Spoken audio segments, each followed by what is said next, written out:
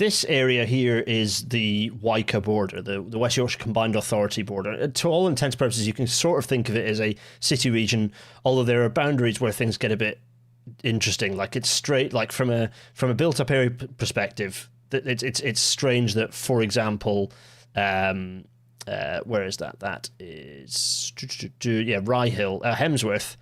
It's Rye Hill built-up area. It's strange that the Rye Hill built-up area is connects is in WYCA, but it's actually it's in WYCA, but actually it's contiguous with it's broadly contiguous with the South Yorkshire built-up area. So there are sort of eccentricities here and there, and some people might argue, you could argue in terms of travel to work, that Doncaster makes more sense being up in. Anyway, you catch my drift. But so there is Leeds, the giant built-up area lump that is Leeds. There is Bradford. Down here is what will be, it's probably the Huddersfield, isn't it? Yeah, Huddersfield built-up area. And then down here will be Wakefield, I would strongly suspect. Yes, that's the Wakefield. So there's the four large areas, but Leeds and Bradford by far the largest there that I'm highlighting. These are the built-up area boundaries, by the way. It's not the full expansive built-up area, particularly. If I switch those off, you'll see what I mean by that. So if I switch those off, you'll see.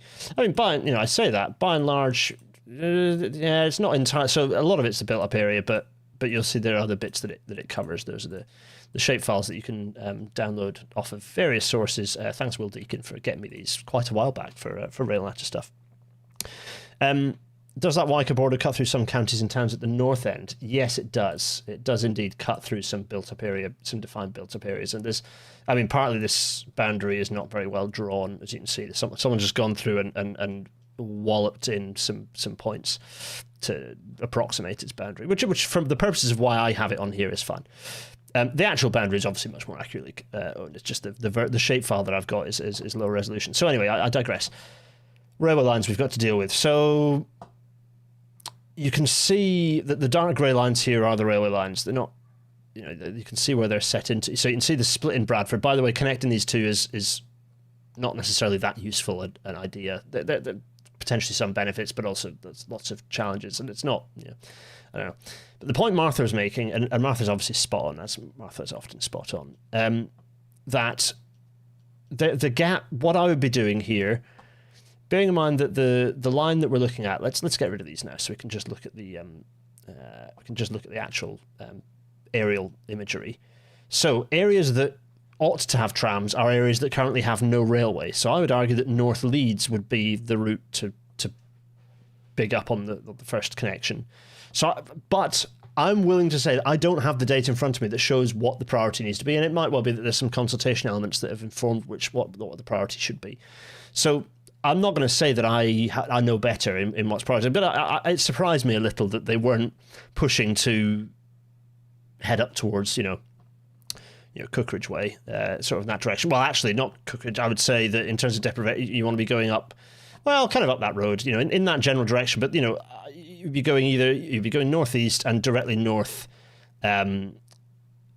Is what what I would be doing. The other point Martha makes is, so the line to Bradford here, this line is ripe for being a suburban line, a high-density suburban line. It should not be an intercity route.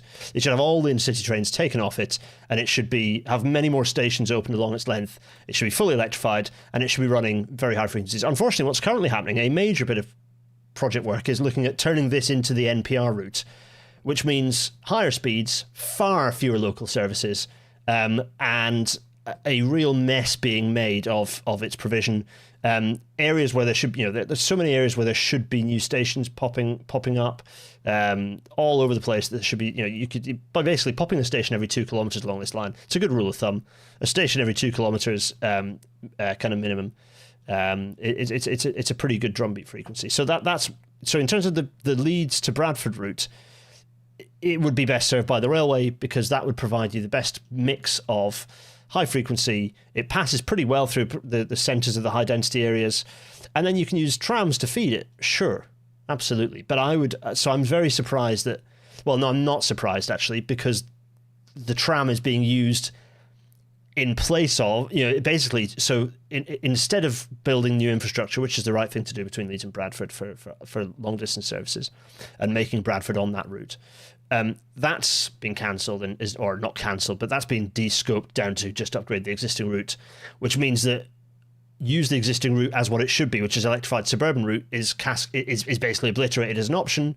In fact, it says in the consultation documentation it's not a possibility because of what is currently planned for this line, which then goes, oh, well, use trams. And this is a similar challenge that Manchester has, is that Metrolink is often doing the work that a suburban railway line should do.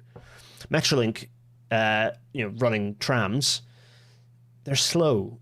They stop more frequently than the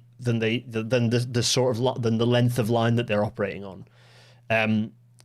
They need to be bolstered by a metro or a suburban rail type technology or type system, and I'd say that certainly in the case of Leeds Bradford, that's the case. We'll get to the routes. We'll go through the routes in a second. I just wanted to talk through what the existing railway line is. So in terms of the best railway system in West Yorkshire at the moment is the electrified suburban routes out along towards Ilkley, down into Bradford, Forster Square from the north, through Shipley, that sort of direction. That's Saltaire, all that stuff. That can and should be a very high frequently. The frequency should be increased to more like 6 trains an hour, if not more. Again, but it's a really good system, and it's popular and it works very well, and it serves a very affluent corridor, and it's made more affluent by the fact that it has that good railway connection.